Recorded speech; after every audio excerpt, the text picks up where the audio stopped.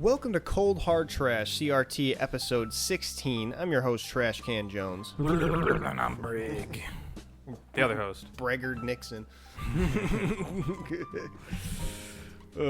So, we were talking about wines during the off. And so there's a thing at restaurants, I don't know if you're aware of, you can do at some restaurants. I don't know if it's like a universal thing at places, but you can bring your own wine in. Mm-hmm. And choose them to have them uncork it at the table for you. Yeah, corking fees. Right, yeah, and they just pay the corking fee instead of the fee for the bottle. So, I am a very big milk drinker. Always have been since I was a kid. And it turns out in like the last 9 or so years, I've developed lactose intolerance. But that didn't stop me. You know, the universe tried to say that I can't drink milk, and I fought back and I won. I started drinking lactose-free milk, and I still, to this day, drink about a gallon of milk a week. Just I guess I'm a guy with a glass of milk with dinner. I enjoy that. I'm a nut milk feller. Yeah, I've tried nut milk before. It just tastes a little too empty. Lactose-free milk is still milk. It still has that weight of milk, but it doesn't give me that like kind of slimy texture in my mouth like lactose milk does. Mm-hmm. So I drink a lot of lactose-free milk. Fairlife is my particular brand that I like. And, you know, like I said, I like a glass of milk with dinner, especially a nice steak dinner, a nice pasta dinner. So I thought, would it be out of line or anything to bring my own milk to a restaurant? If I went to Olive Garden and instead just brought my own bottle of Fairlife. Sealed, of course. It'd be a brand new bottle. I don't know if that matters. I would still hide it. I wouldn't want to have that conversation. I mean, I'd put it out on the table. I don't give a shit. Maybe I need a second glass. Does it matter if they serve milk or not already? Do they serve milk at an Olive Garden? I think they got it back there. They got to use milk for the sauces, probably. It's one of those things, like, they probably can. They'll just, like, ring it up as drink, you know? $2.19 or whatever. However much their drinks cost. Prank idea. Go to restaurants, order milk, and if they don't have it, start screaming and throwing things. My mom would order milk from restaurants all the time. She'd always get weird looks, but they have it. They're just I guess no one ever wanted a glass before. Especially, I mean, at like diners and stuff, it's very common, but because it's breakfast foods. But I mean, most restaurants got to have milk. So I wonder if, especially at a place that'll let you bring your own wine, like I got to send someone in like, oh, I brought my own wine for the table. They'll be like, oh, yes, of course. They're like, and I brought my own milk for the table. They'll be like, oh, I mean, I'd be weirded out a little less if someone else didn't just also bring in their own wine. Maybe. I don't know. Yeah. I don't know if I'd be able to get away with it. I think you could get away with it, but I would still be like trying to avoid admitting that I'm bringing a milk. Oh, I don't care about that part. Yeah, no. I'll just call it wine. People are going to be asking, like, did you bring that in? I'll be like, yeah, I needed it. I can't drink lactose. I'm lactose intolerant. You want this to be a bomb fest? I'm sorry. I'm not gonna order their milk. I'm not gonna expect this restaurant to have my lactose-free milk. That's ridiculous. I brought my own. I've unburdened the restaurant, and I've done them a favor. You're welcome. Good job. All right. Well, I would definitely. I guess I don't even want to see you try it. I just think it would work. Yeah. I'd like to hear a report of, hey, did you do that? Yup. I feel like you just don't want to come with me when I try it. So I feel like I got to invite you out to Olive Garden a few times. I'll come. I'll attend. A few times, and it won't even, like, the first time I won't do it, and you'll be like, oh, I thought he was going to do that bit. What if maybe he forgot about it? And then, like, on the 4th or 5th time. If you and I were to go to an Olive Garden, I actually would want you to do it, because the suspense would be killing me. Exactly. That's why I do it on the 4th or 5th time. You're just like, the 4th time we're at Olive Garden, you're just sitting there like, all right, where is it? Where's the milk? I know you got it. I know you talked to the waiters. The waiters know. You sitting there, it's like getting your own conspiracy theories going. Well, no, you need to have like one of those secret suits where you can like hide liquids in there. Kind of like the Nathan for you with the chili and the Yeah, I mean, have my own 2 milk buttons: dispenser. chili and poop. The way They're right next to each other. I forgot. If you couldn't take the suit off. I forgot about that. Oh, it's like some cartoon ass shit. I forgot about that. That's so funny. Oh god. That wouldn't even be that hard. That'd just be a single bag of liquid. I keep it on my leg and then just run it up the arm. Just They'd question though where I got the milk from. I'd have to order milk, like pour the milk out somewhere, then fill it with my own milk. Even then, it'd be lactose like tainted. I couldn't drink it. I get the farts. I think it's funnier if like you like drink your water. Oh, there we go. That'd be perfect. You need a refill? Like, no, sorry. Then I'm just sitting down here with the cup, just Spider-Manning my milk in there. Frank idea. We go to Olive Garden, buy Olive Garden food, leave, come back at a different date, having just reheat our Olive Garden food. We sit down, we get our menus, and then we plate our food in front of us, and we just already have food. They're gonna be so confused. That'd be pretty funny. Yeah, we just leave the menus like at the table. Like they come and bring us the menus, and we're already eating. Like, oh no, sorry, you got the wrong table. And we're like, oh, and they like have to go find us in the check system. That'd be pretty funny. We pay for a second set of food that we didn't eat. Yeah. Perfect prank. They just come back like, what exactly did you order? They have to make a receipt for us on the spot. Yeah, we just paid twice for the same food. What a great prank. Yeah, they'll never see it coming. They'll be so puzzled. Olive Garden was the only place I got a hair in my food once. Oh, wow. It was in my girlfriend's food at the time. So, not in my food. Narrowly avoided it. Yeah, I got free food and my meal wasn't ruined. Yeah. Double score.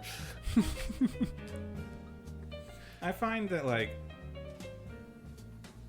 I don't really get, like, hair in my food often, but, like, if it's my own hair, I'm just, like, I'll just take it out. Yeah, at this point, I don't give a shit. I'm not worried about it. I know where it's been. Right. I try to put my hair up when I'm eating and cooking a lot more, but yeah, no, if I find, like, a hair that's on my plate, especially if it's my own, it's like, yeah, who gives a shit?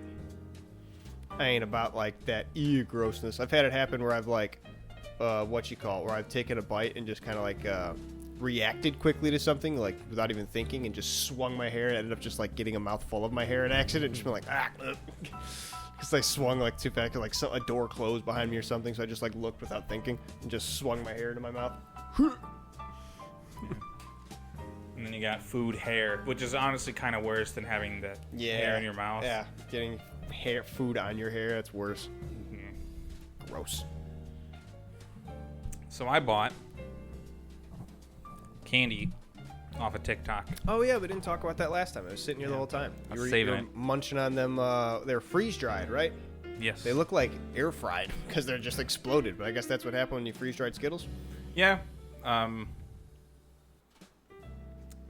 guess I don't really know what the process of freeze drying is.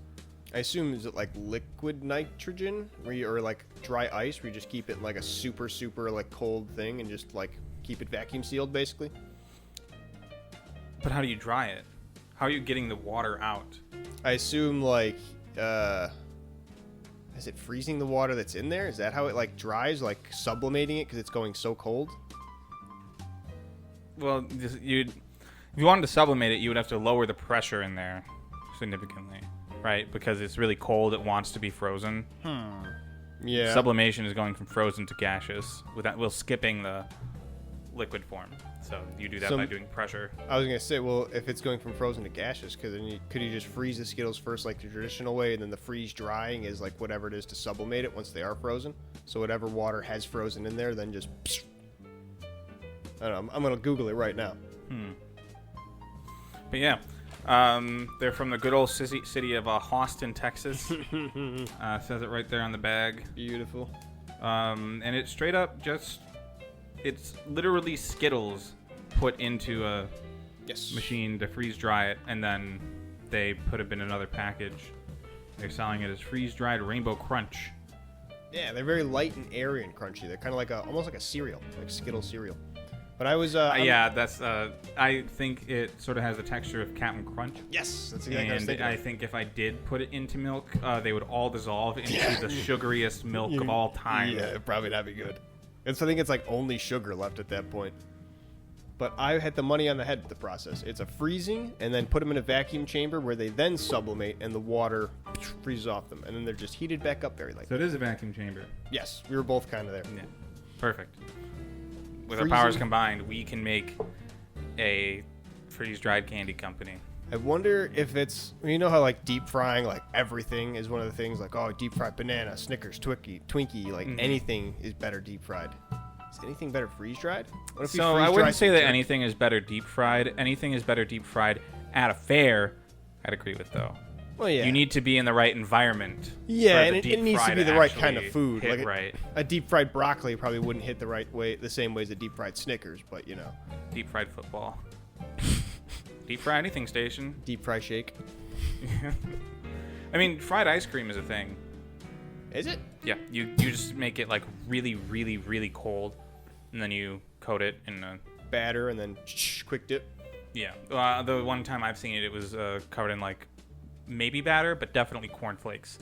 Ooh, nice. Yeah, actually, there's a recipe I really want to try, where it's you make fried chicken, but instead of with all your seasonings and your flour you make for the skin, you just crush up cornflakes and you put it in the flour, and it makes it like almost movie style of like how much the golden flakes and everything come off. It looks so good. I want to try that out. That makes a lot of sense. It probably is really good. Makes it really sweet though, so you gotta really balance that. A lot of extra salt, pepper, and a lot in the seasonings. I mean, you can get unsweetened cornflakes. That's true. I wonder, the cornflakes they used were just, I thought regular cornflakes, but they might have used like honey cornflakes or something like that. They just kept saying how much of a honey flavor there was, how sweet it tasted.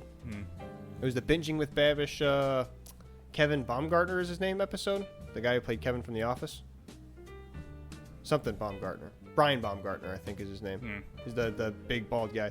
Yeah, they just cook fried chicken together because he's like the big fried chicken cooking guy, I guess. Now, you also already did the chili thing before. Yeah, so he could have, but he probably didn't want to do that again. Right, they talk like old friends, so it's kind of good. Or, not kind of good. It is good. It's kind of nice just to see them like hang out, shoot the shit. Felt very natural, very fun. You were really early on the Binging with Babish train, right? I was watching posted Didn't you like post something to his forum or some shit back in the day, his website? We sent him an email, and he emailed me back like, "Hey, thanks for the support. Really love you guys." We're like, "Nice." Yeah. He was sub million subscribers, I think. But yeah, we watched all his videos. You might have a sweet spot of finding like people with that level of celebrity where they're still kind of available to just like random solicitation. Yeah, I mean there is a nice level of like celebrity status where like you're still very much interacting with fans because you do appreciate it, but before it gets like overwhelming and you're like, all right, I really got to start vetting what I do, to the point where you're like, it's not even that you create your own echo chamber, but to the point where you're like, I just can't submit myself to the public anymore the same way. Yeah, I mean, I remember seeing like that picture of like Mark Hamill, and it's like $500 for like a picture with him or something like that. Because like, you kind of have to limit it. Yeah, I was gonna say it scares people off from being like, I guess I'm not going towards Mark Hamill. He's gonna ask me for $500. And he's like, that's right. Just gonna walk peacefully then. See you. Don't even say hi. Well, this was at like a booth or something. Oh, it was? Oh, damn. But yeah, it's kind of sad to see that.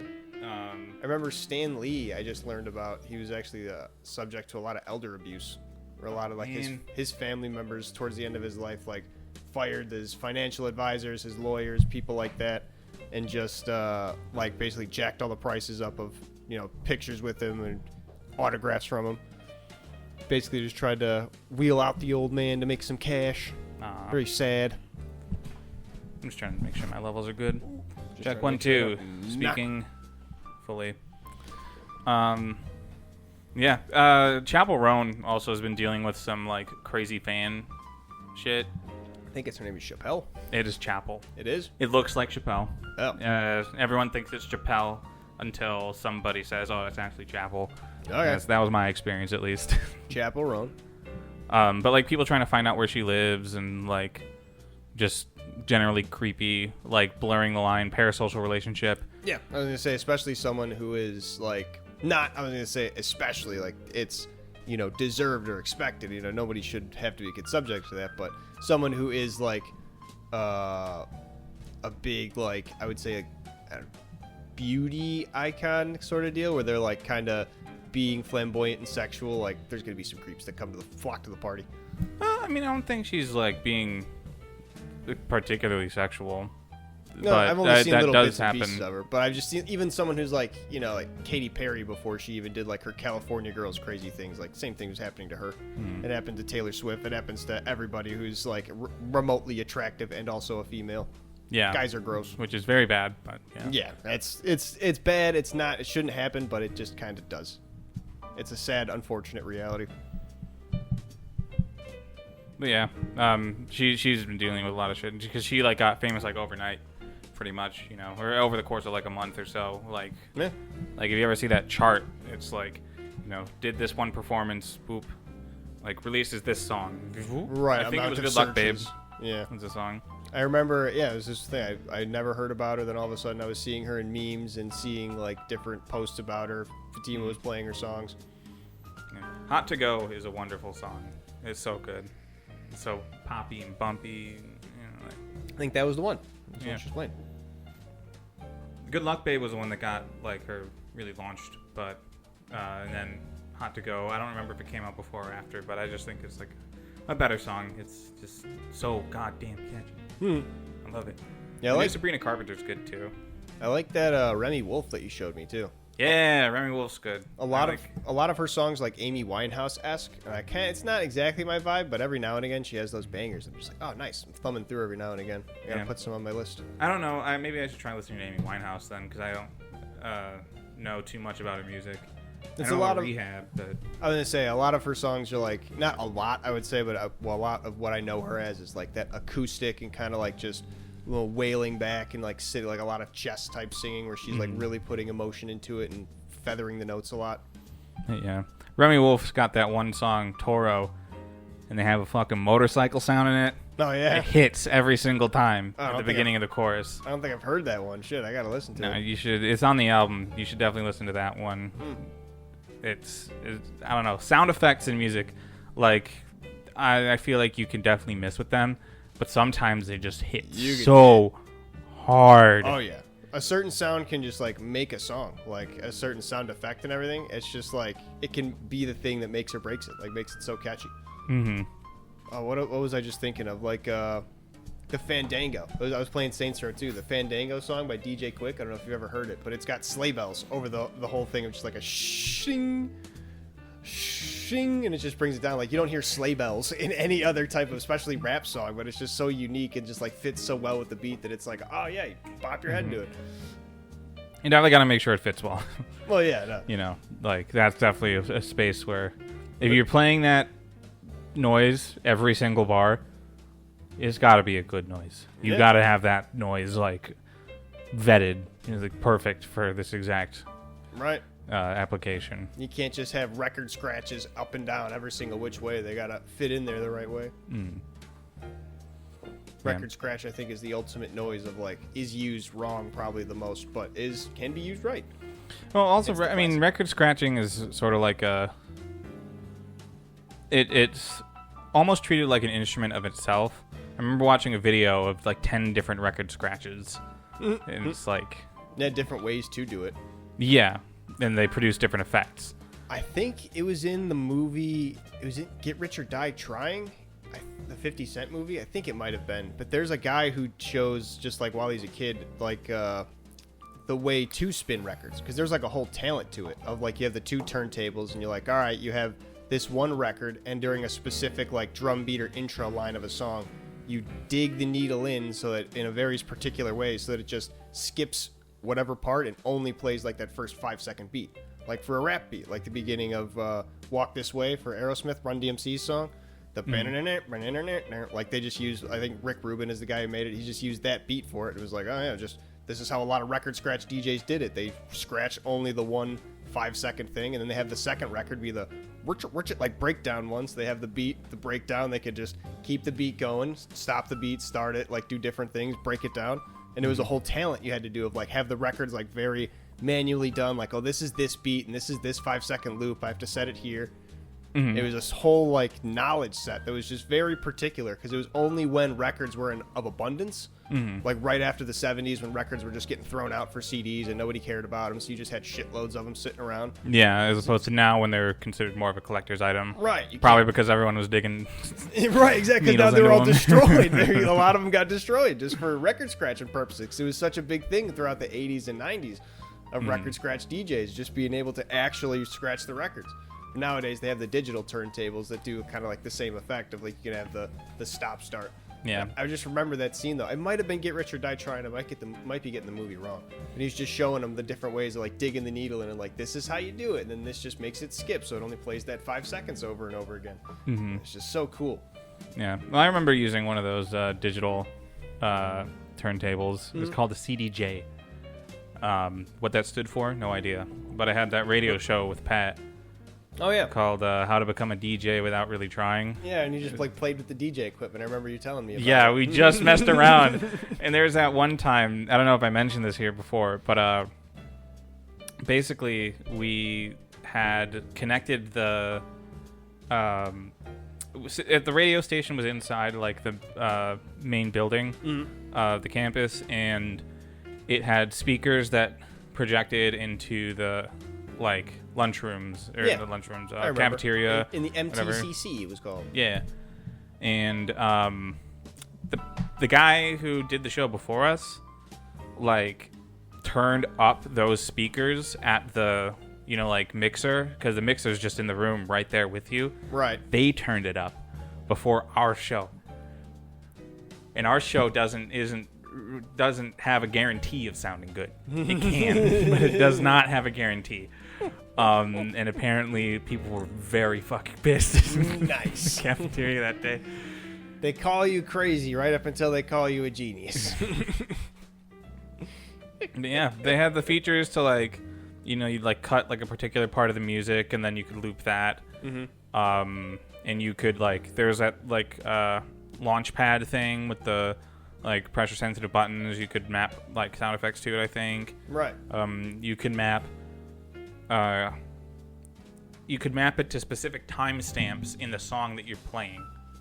So you can like press 1, it would sample that like 3 seconds of the song. no, it would just go back to that point. Ah, okay, neat. And then you would hit another one to go to whatever other part, and then you could spin the tracks. And the only thing I ever really did was like make sure I matched the key and make sure I matched the tempo, and that was it. Like, and then I'd just mess around afterwards, but I get the tempo and the key matched, and that's very important if you want to play 2 songs at the same time and have it not sound like shit. Right. Yeah, I remember playing with that a few times, like bleeding 2 songs together. I remember me and Garrett playing with that. I think it was "I'm Blue" and "Every Time We Touch." That was our hit. That was our big one. And it sounded good for like, I mean, it sounded good like the whole way because the songs were similar enough, but it only sounded like probably as good as a normal song for like 8 bars, 16 bars, Well, yeah, and those were heavenly. Came in, yeah, that was where it kind of went off. But it's when the choruses played together of just the instrumentals. Oh man, it was awesome. They played so well together. Yeah, every time we touch, I get this feeling going over the.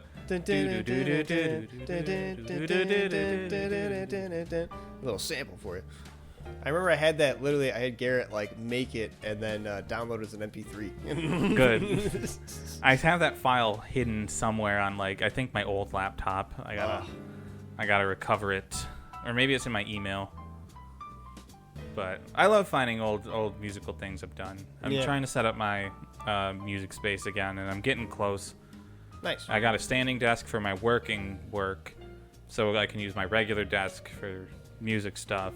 I got all the stuff in like boxes just next to it. I just got to put stuff away around it, and then bada bing, bada bop. Nice. I feel like that's been my catchphrase for these 2 episodes. Bada bing, bada bop. Hey, bada bing, bada boom. You know what I'm saying? I know what you're saying. Playing some Mafia later today. He knows what I'm saying, wise guys. He knows now. He knows. Just turning the key. Yeah. I don't even need to speak to get my message across. I just got this going on. Bende.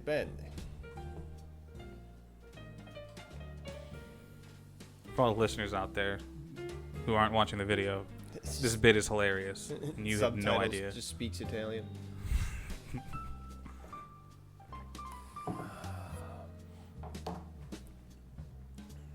I have any more notes? I don't think so. I think I ran out. I think the bringing my own milk to Olive Garden was the only thing I needed to talk about. So with the TikTok candy thing, I find that like TikTok, so people can get sponsored pretty easily with like these little TikTok shops to create a product, to create a video advertising that product, and you're just like a normal person. Then like if people click on the product from your video, maybe you get like 10% of the sale or whatever. Right. It's like you get to advertise, like you get paid to advertise as your TikTok. So many people can do it. I'm assuming it's incredibly easy to get done. But I do understand why we have like marketers more than anything now. Yeah. Like some of these people are so fucking bad at it. But some of them are probably pretty good, and those are the ones that get noticed. Those are the ones like try to do good and get ahead. I remember I was just scrolling through, and then this one guy came up and he's like, "If you cheat on your girlfriend, you can go ahead and skip this video." And I ended up watching it for like maybe 5 more seconds, and he's like, "I just got this gift from my girlfriend," and it was like some like I don't know, plushy roses, and it's like, if I don't buy these, I'm cheating on my girlfriend. Like that's what he's saying. It's such a. You're gonna cheat on your girlfriend. You're gonna buy these roses. Yeah, I guess that's the only 2 options. Yeah. I saw another one of if you hate your girlfriend, keep scrolling, and it's like, who are you gonna get someone with that? If you want to shoot your girlfriend on a daily basis, just keep scrolling. This is not for you. Yeah. So, anyways, here's a useless trinket that doesn't really do anything and it only looks okay, that you should buy her. Yeah, go guerrilla marketing. You just go hard in there. Like the you ever seen Where Did the Soda Go? That subreddit. It's the different like infomercials and just how like ridiculous they are, and usually they'll have like crazy like captions to them. Where like somebody just like tries to pour a glass of soda and then just turns the bottle upside down and drops it. Like, oh no! Yeah. Or like my favorite one of those is this guy has like this big tray of food and like a soda or something like that. Just throws it. Well, he goes to sit down on the couch and he just like fucking drops into it and spills everything everywhere. He's like, how could this happen? How could this happens every day, not again. Give me a second. I got some business. No, I don't want Software update. Oh, and your microphone got updated too. Updated to the ground. Ayo, happy birthday to the ground. But yeah, other TikTok shop things I've seen. Some girl being like, so I don't play D&D, but I got this friend for someone that plays, as a gift for a friend that plays D&D, and you all should buy it. And like she did the whole explanation. It was like a keychain thing that had like a D20 at the end. Yeah. And you could open it up, and there was a bunch of really tiny dice. It was a full set. Oh, okay. I guess. But everyone was making fun of her because it's like, why are you advertising an item for something that like you don't do? You don't play D&D. Like, because someone pays your money to do so? Yeah, it's just unconvincing. Yeah. As someone that would be considering buying something like that. Well, maybe if you're, also not into D&D but have friends that are, you're like, cool. I'm not into D&D. That's a niche market, but hey, she shot her shot at it.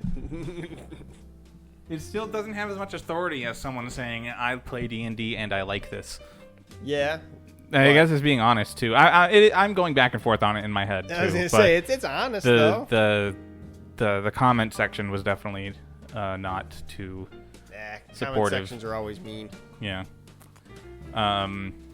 There's the classic, oh, someone's gonna lose their job for this.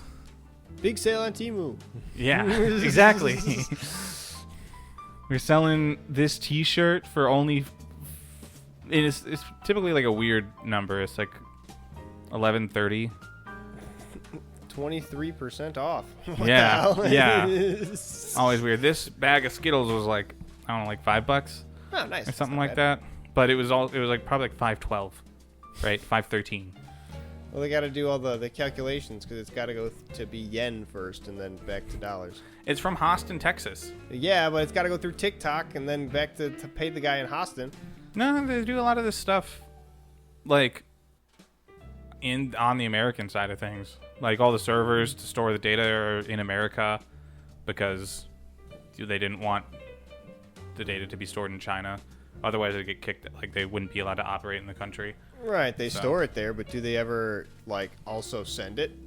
What do you mean? Like, do they send it to China even though they store it here? So it's also can be stored there too? Maybe. I don't know. I don't think. I think that would probably be explicitly in the terms of like what you can and can't do.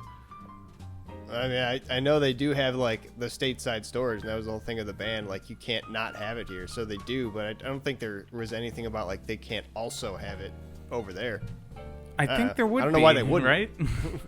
I also don't think they convert like I don't think these transactions go through China. I think the transactions go through here, and then joking. profit, like like the platform fee would then get converted into.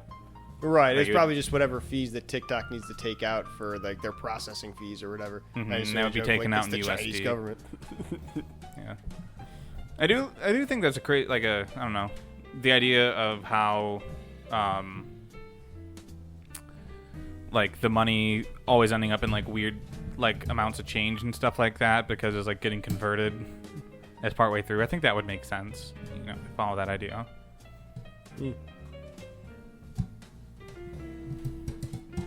I hate this mic arm so much. Yeah, that'll be something we need to invest in, getting either another mic stand or anything else that's just like an adjustable one that can maybe just sit on the table and then go up like a pole. Because I have one that sits, but it's low. And I can get like a platform for it to sit on, but then you just have like a shit stack in front of you. Yeah, that's fine. Because it's not in between me and the camera. Yeah. Well, your fiddling is behind the scenes, but technically. Cool.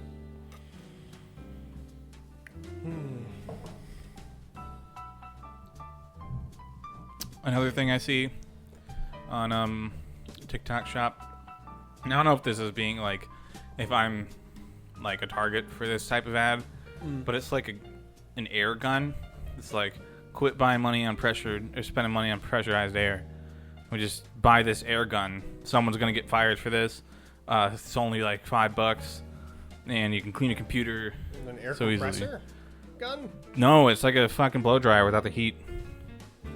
Okay, so I guess that makes sense, but how much pressure can that actually get? I can't imagine it's a lot. I would say it's like a handheld leaf blower at that point then. Yeah. I don't even think it's that strong. Right, I was going to say, you should just get a leaf blower at that point. Just get your leaf blower and fucking blow out your PC. Mm-hmm. Just be real careful with it. Stand back. Take it out to the garage and just run the fans real quick.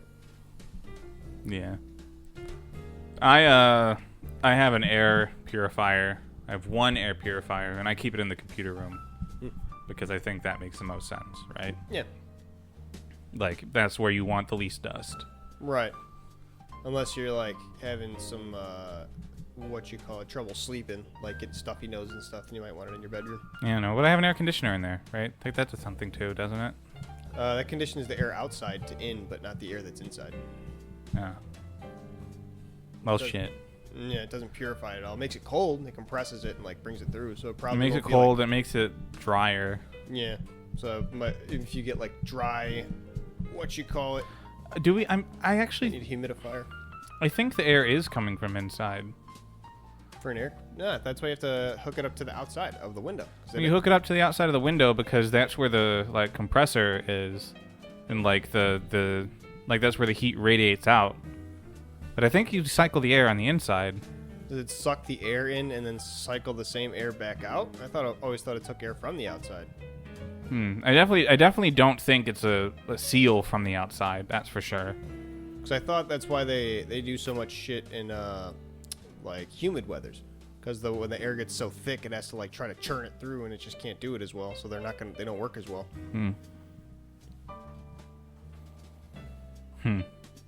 I wish I knew more about air conditioners.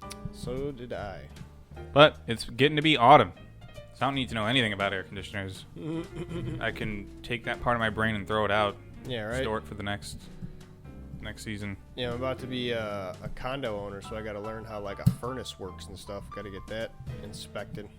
Oh, you never had a furnace? Never had to own one. I had one when my parents did, but they worried about that, not me. Yeah, I mean, you just sort of, get it looked at every once in a while. Like, I don't remember my furnace ever getting messed up too bad. The truth is that most air conditioners do not pull air from the outside, so I guess you're right. Yep.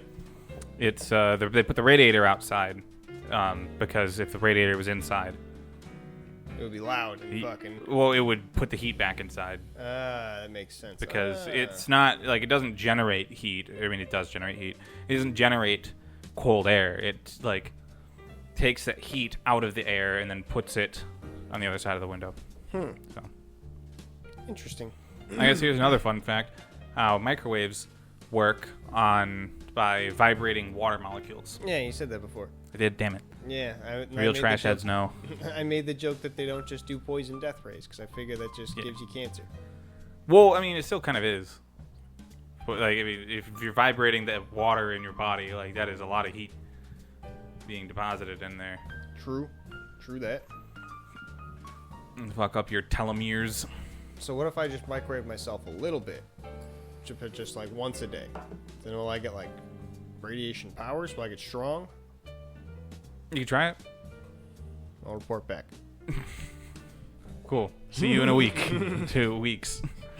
You'll make it that long, I promise. I think it's like a Malcolm in the Middle joke where he's like, "Oh, look, I learned how to make the microwave work with the door open." What? Yeah.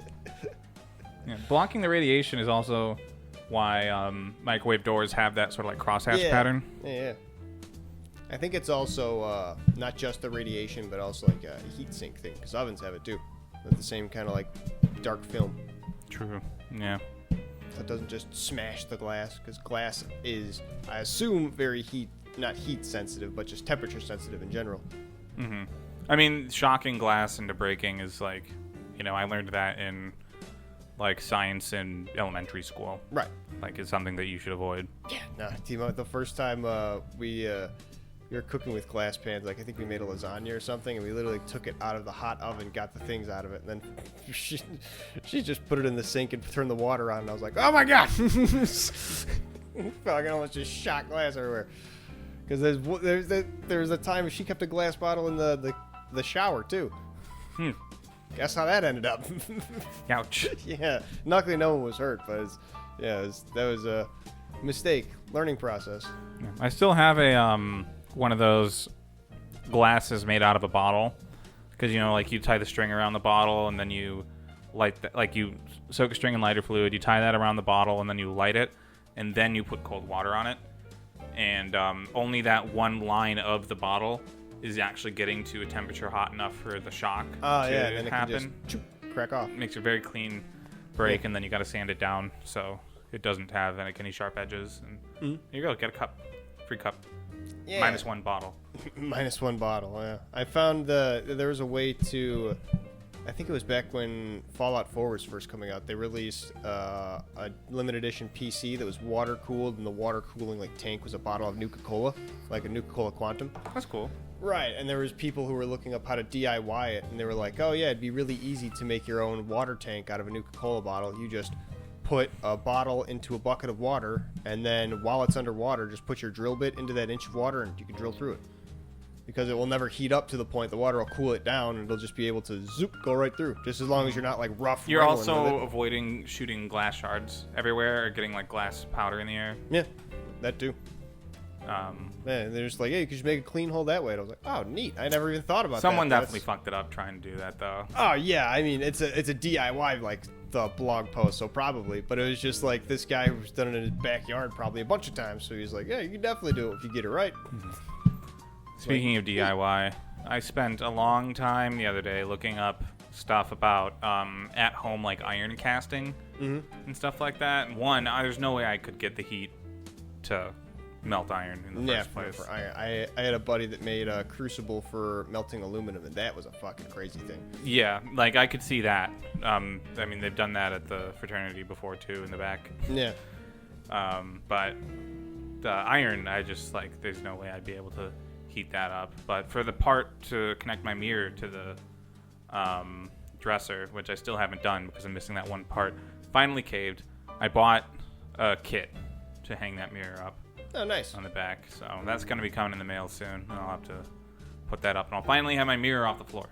Woo! Yes. No more floor mirror. An achievement of the ages. Yeah. My cat's also, been starting to fuck around with some of the gaff tape I have for, the wiring. The things I've wired around my house. And so I have this bittering spray. I sprayed the shit out of it twice. And he seems to be unaffected. But I did think I got some of that on me And then he was upset. No, like I got some of the bitter stuff on me, and then I would like be eating something, and it just have that like bitter thing on it. It's like I lost, and he still messes with the tape. You got. He has a real Garfield situation. Yeah. That's pretty funny. Yeah, I just gotta wait to catch him looking at the imaginary like author of my life, just turning to the side and thinking something. What's his name? Jim Davis? Jim Davis, yeah. Yeah.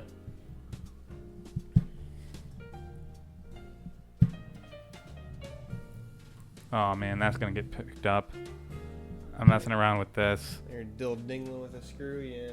I mean, it's going right near the, on the thing, like when the microphone. It's like when you put your ear on a brick wall and you can just knock on it from the other side, you can hear the brick. Yeah, I love that. Vibrations travel. It's like how you ever tried actually doing the tin can with string phone? No. It works to a surprising degree. Not to like a very good degree, like it's very muffled, but it's just that with that same technology, you can hear the vibrations. Pretty neat.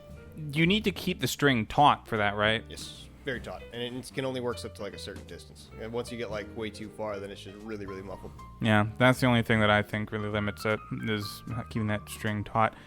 There were things at like local parks when I was a kid where you speak into one of them, and then in another part of the park it would come out. I'm assuming it's just a tube underneath. Yeah, it's just one big tube. That was so fun. You literally go to the other end of the park and just hear your friend yelling. Yeah, just yell obscenities in it and just be laughing. I love that shit. Funny. Reminds me of there was this one museum I went to on some like class trip back in the day, where they had this very particular like room set up. Where if you were to stand on the X in one spot and someone stood on the other X on the other side of the room, you can speak like really quietly and they could hear you perfectly fine. It's because of the way the acoustics work? Yeah. Where like, but only in that other spot. Right. Like, if they stepped out of that, they couldn't hear you, but if they were there, you could speak at like a low tone and just, hear each other perfectly fine. It's very cool. Have you ever seen the quiet room? I think it's like a room that literally registers at like a negative decibel level, so where like if you talk, you just can't hear yourself. It's where you have to like scream to be able to hear like things in your own ear. It's crazy. So you start hearing your own fluids in your body. Yeah. The reason that there's negative decibels is because decibels are actually a unit of comparison. And then we sort of just picked we just decided a very low like volume level or like a vibration level, and just said that was going to be 0 for a scale where we compare. But in reality, like you could just use decibels of difference between two sounds, and that's like a different thing than comparing it to our sort of somewhat not arbitrary but like human chosen 0. Right. It's not an actual 0. Because if they chose like something quieter than that, then all of our numbers would just be really big for no good reason. Right, yeah. It's just like what is normally could be considered 0, and nothing naturally kind of goes around negative that. But yeah, the way that super quiet room works is that they have just a bunch of these like dampener things, and so you have like the bigger like triangles, and those catch like lower frequency waves. You have like rotations of like those, along with like these pads of like smaller triangles, in like opposite directions, and like those get you in like higher frequency waves, and then you make it out of some type of like really soft material to get even like the highest frequency waves. That's why using egg cartons, the ones that actually have like the divots on the bottom, those are really good for like at-home soundproofing. Really? Yeah.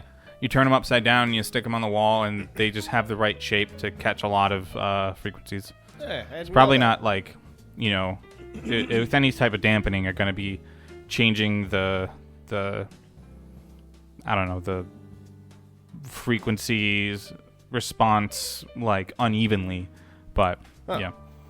And that room apparently drives people crazy. Yeah, I was going to say, because you start to hear like the sloshing around of the liquids inside of you. And it's just That's not normal. You're not meant to hear that. So people are probably like, unnerving. I don't want to sit with that. And they have to yell to hear themselves. Yeah, no. You might go insane very quickly.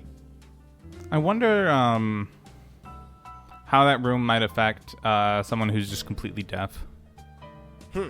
But, you know, maybe they did that experiment and I just didn't look into it at all. But yeah, it'd be wild. Yeah, I imagine it still probably would have a good effect because, like, when you're getting that quiet, like, there's such little vibration. Like, you don't only experience vibration in your ears, right? Like, that's hearing, but, like, you don't only experience vibration in that way. You like, it's on your skin, it's on everything. Right. Yeah. So I wonder if they would be able to feel vibrations and sounds more. Like they'd be able to feel their organs sloshing around. Oh man. Ugh. None of that. Yeah. Very cool that room exists, though. Yeah. I wonder if they use it for recording or anything like that. I don't think you could because it probably would like I say, like a lot of like softer sounds just wouldn't pick up. Well, I mean, the sound coming from you to the microphone would be perfectly fine. Yeah, you're right. I wonder if that would like fuck up though, because there's like a thing when I've never done it before, obviously, but when recording artists have to sing for like large venues and like stadiums and whatnot, they have to have an earpiece in their ear because actually they hearing themselves in the echo can like fuck them up because they're like a second off. So they have to like be able to hear the direct feed into their ear. So maybe if they have that type of thing, then yeah. But just trying to record in their period, I think, might also drive you crazy because we wouldn't be able to hear each other talk. We'd just be sitting here. No, we'd still be able to hear each other fine. It's just that it doesn't like echo at all. Like right now, you're hearing me speak to you, and you're hearing my voice bounce off of every single wall in here, bouncing off the table. Hearing both of those things, right? So you're gonna miss every single part of the echo. It'd be sounding very thin. Interesting. Pretty sure I've seen a video of someone dropping the classic dropping a metal tube. Yeah. Downstairs. Metal pipe. Yeah, sound effect. I'm pretty sure I've seen a video of someone dropping a metal pipe in that room, and it just sort of like goes like clink, just quietly, as opposed to dropping it down a stairwell where it's like, yeah, and just clangs around everything. Yeah. Yeah. Well, Mariah Carey's All I Want for Christmas, but every time there's a key change, I think there's a pipe sound effect. So good. That whole like type of meme is really interesting to me. Every time, yeah. Classic. The Nut Shack was one of the originators. Did we talk about this before? I don't think so. Okay, yeah. So the Nut Shack and We Are Number One are the two like very early iterations of and We Are Number popularizations One of this took off because of Stefan Karl Stefansson, his cancer diagnosis. Yeah. Rest in peace. But yeah, the We Are Number One, but anytime they say like one, the song speeds up, which I feel like that's not really novel anymore. Like people wouldn't if you made an edit like that where it's like every time they say X word it speeds up, like people don't really care. Yeah, to do that to a song nowadays. You would kind of like only do it on like memeable things that are like memeable in the first place. Like B-movie, Shrek. Yeah, B-movie, but every time they say B, it's replaced by the entire B-movie. What is that, like multiple days? It's like 100-something hours, yeah.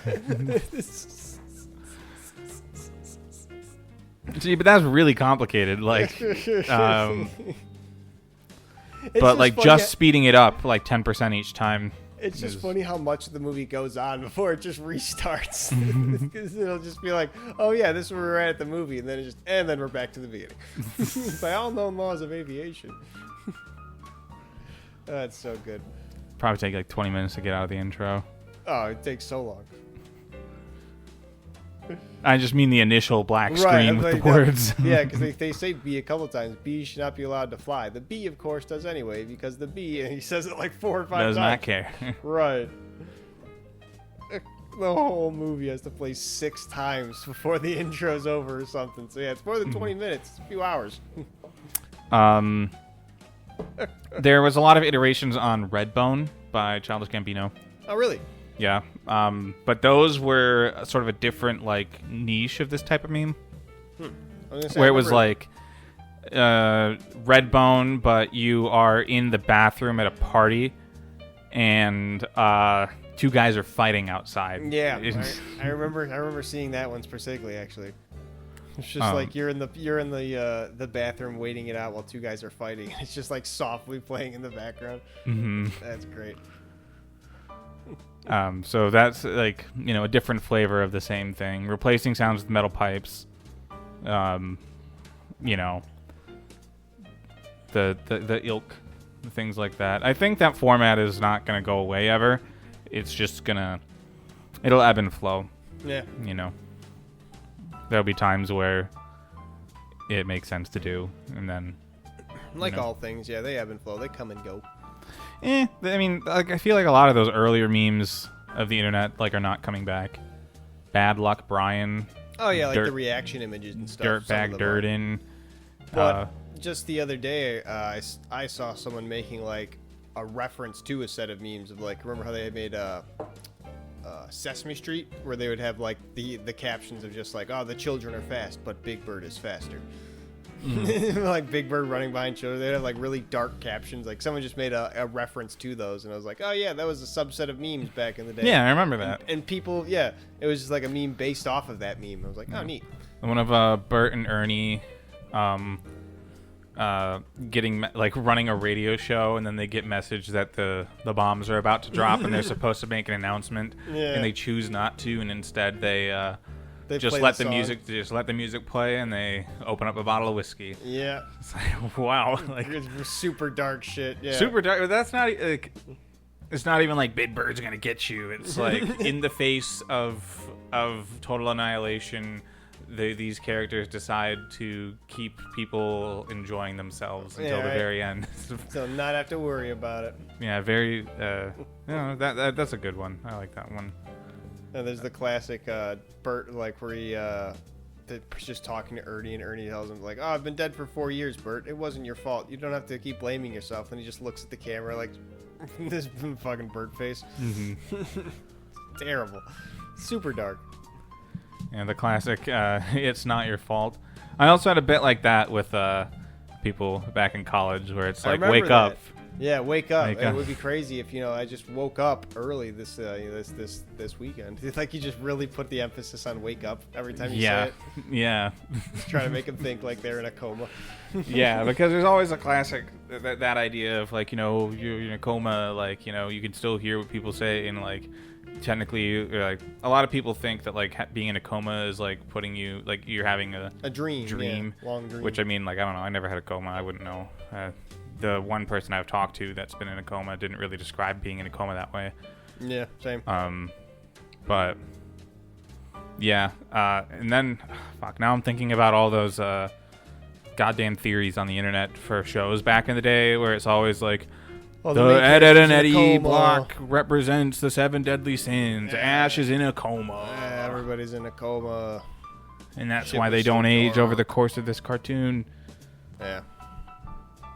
I also have gotten quite loud over some points of this episode, and then I get too quiet like this. Yeah, we'll work the audio balance out. Way she goes sometimes. Oopsie doopsie. We'll figure it. That mic arm's a piece of shit. Yeah. Winnie the Pooh. There's the 7 deadly sins. Oddly enough, no theories about the show 7 Deadly Sins. That's kind of on the nose, though. There probably wouldn't need to be a theory. Fuck. I should make a post like that. I think they're trying to allude to them being the 7 Deadly Sins. Theory about the 7 Deadly Sins. Every single member of the group represents a deadly sin. That'd be hilarious. I'm pretty sure the fandom would probably love it, too. I'll look into it. Good meme. Maybe I should actually just watch the show, the anime, because like I don't...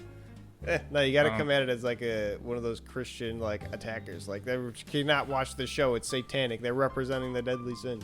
Yeah. Well, no, but that sort of acknowledges like the kind of like the author's intent. I'm trying to avoid it entirely and just be like, did you know, like secretly, like secretly the author meant to mean this? Yeah. Acting completely oblivious.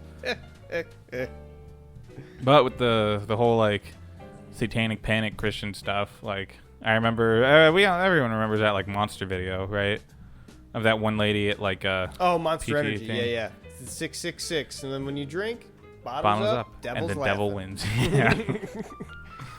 Because like the T in Monster looks sort of like a crucifix, you know, like a lowercase t. Mm-hmm. It says Unleash the Beast. Dude, Monster cans are so cringe. I drink Monster every day, and it's just, they haven't changed the back of the can since I was like 11, and I thought it was cool. So it's so cringe. It's like, tear into a can of Monster Energy and unleash the beast within. Like, it's awful. I think they're pretty... They got a good niche in the energy drink market, though, and I don't think they want to change away from what they got. Hell no. At risk of losing that. Yeah, that's fair. They barely advertise anything. Like at most, I've seen like a YouTube ad for like their new rehab flavors that'll just show what the cans look like. All their advertising is just done on like billboards and shit for the UFC and BMX. Yeah. I used to drink Monster a lot more. And some pretty interesting flavors. There's this one Monster that was in a camo can. Assault. And it tasted like Pepsi almost. Was it a green camo can? Yeah. It might have been one of their limited flavors then. I don't remember. The Assault is like the black camo. You know, it was a green camo and like some red accents on it. I don't remember ever tasting that. But it was, I mean, it was a cola type thing. And maybe not Pepsi in particular, but definitely not Coca-Cola. It was fine. Have I shared with you my theory on what I think Monster's origin story is? No. So I was watching this video. I'll have to send it to you. Apparently, back in the day, 7-Up, you know, their whole thing is crisp, clean, no caffeine. They have the very clean soda. That's their shit. They decided to make basically the opposite product at the same time of super caffeine, super just like, you know, loaded with sugar and whatever it could be, just like basically the first energy drink. But before, like it was back in, I think, the late 80s. So it was before any of the energy drink craze. They made it, wasn't very popular, they discontinued it. And it was like, you see the pictures of it, it's like this golden color, it's very full of caffeine, it's said to have this like slight kind of apple-y taste that people just really couldn't get behind. And the more I think about it, the more that sounds a shitload like Monster. Right? It was just being like that, had a little apple-y taste, loaded with caffeine, has that golden color, kind of is... I wouldn't doubt that somebody just kind of maybe bought that up like, yeah, no, we'll buy it. We'll try to sell it. And 7-Up's like, yeah, whatever. We couldn't sell it. It's a shit product. Do what you want, bud. And then they rebrand it to fucking the monolith it is. See, so you got crisp, clean, no caffeine, and then you swapped over to like, instead of crisp, it's like super sugary. Instead of no caffeine, you got all the caffeine. But they probably still had like cleaner marketing and stuff like that. And then you take Monster. And you're like, ooh. It's the dirt marketing. Yeah, it's the cool, ooh, rip into this can. Ride your dirt bike and drink a Monster. Shove it in those suits and ties faces that you're drinking a Monster. Definitely. There's no like evidence to that whatsoever, but I remember watching like an origin story of like, yeah, they just discontinued 7-Up Gold, and we're like, well, fuck it. Never hear from it again. But then, you know, all of a sudden, 10 years or so, whatever it was, Monster's creation later, Monster shows up. That sounds very similar to exactly what they were trying to do, and now just with a different marketing scheme, it's blowing up. Good old marketing. I'm pretty sure, so, like, I understand, like, the whole reason for marketing and stuff like that, but, when it comes to, like, internet ads and stuff like that, like, I still don't really have trust of a lot of the brands. I believe Dr. Squatch is a marketing company and not a soap company. And they buy soap from a soap company. Then they market it. What company do they buy soap from? Probably just like a bulk producer. I was going to say, I've or bought something Dr. like Squatch that. soap. It's pretty good. Yeah, it's probably good. But yeah, I'm pretty sure they aren't like creating their soap. Huh. It's they have a contract with another company, and then they're really focused on creating the marketing. Well, that company they get it from makes decent soap, and they have a really good price on it too. They have they always do the deals of like, you can buy 8 soaps for whatever the price of 4. It's like, okay, cool. And then it literally is like 1 bar of soap. I use it every day. Will last me like 3 months, 4 months. It's like a cold pressed like brick of soap that's solid. So it's like very good. It's not the oily chemicals that just kind of like immediately wash off and get like that film on it after every use. I use body wash, but I am considering maybe a hard soap. The main thing is like I use a body wash and like one of those like loofah things, but not like a loofah, like a plastic poof. I used to call them Mr. Squishies when I was a kid. Yeah. And I don't know. I just hear more and more about how like those like that and like using a washcloth and stuff like that. Like those are pretty good spots for bacteria to grow. Like after you're done washing, like it's a wet thing in a wet environment. Right. And so I don't know, to maybe like clear up some of my skin on my body. Like I want to see if I can avoid that bacterial thing. I have a sugar scrub that I use occasionally, and that seems to be fine. But I wonder if bar soaps have bacteria on them because it's soap, right? Right. I don't know Like, if bacteria can grow. It is the thing that cleans, you know? Yeah. Like how dirty can soap get? So Like obviously I don't use it to like wipe my ass crack down or like wipe my hands and then like wipe in between my cheeks. So like I don't ever get it super like bacteria infested. Don't try to, but yeah, no, even with like in comparison to the other soaps, because I used to, when I was growing up, have like Dove soap bars and Irish Springs, whatever ones. Every time you like get them wet and leave them, they would always just get like that cakey kind of thing, especially at the bottom and at the top. Sometimes they would just like have this film you'd have to scrape off, and it was just gross.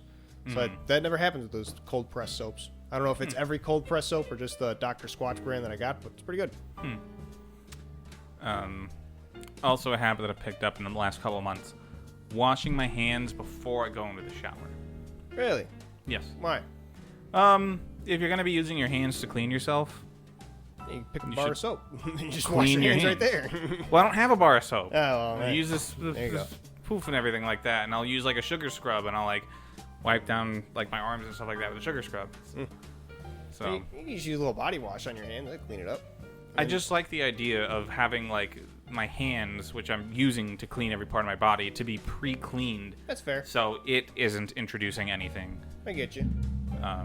So yeah, that's my new habit.